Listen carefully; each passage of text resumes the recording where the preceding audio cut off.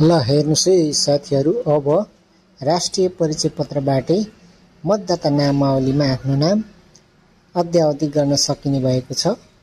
हेर्नुस्, सुरुमा निर्वाचन आयोगको वेबसाइट election.gov.np मा जानु होला र यहाँ देखाइएको मतदाता नामावली प्री रजिस्ट्रेसन आउँछ, त्यहाँ क्लिक गर्नु होला। क्लिक गरिसकेपछि हेर्नुस् नयाँ दर्ता आउँछ।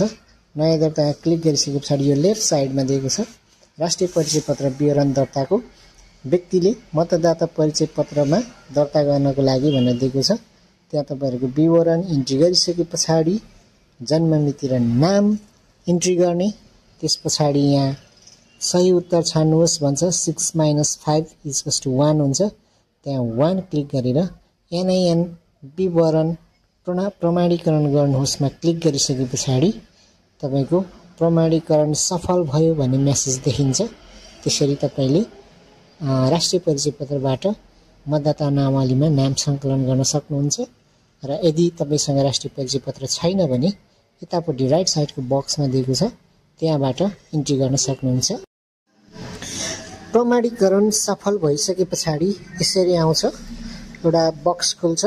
बक्स खुलिसकेपछि तपाईले आफ्नो विवरण प्रदेश, जिल्ला, स्थानीय तह, वडा क्रमैसँग खिच्दै जाने। त्यसपछि अर्को गर्ने र तपाईको व्यक्तिगत विवरणमा मोबाइल नम्बर, इमेल ठेगाना भर्नु होला।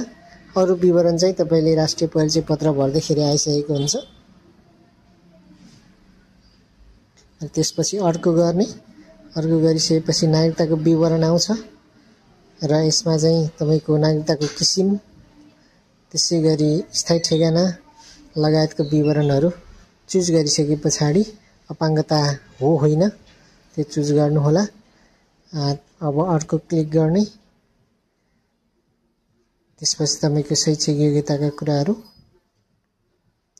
भर्नुपर्ने हुन्छ।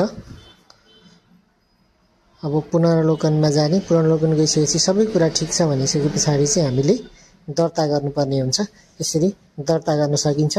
घरमै बसेर मतदाता परिचय पत्र बनाउन सकिन्छ। धन्यवाद।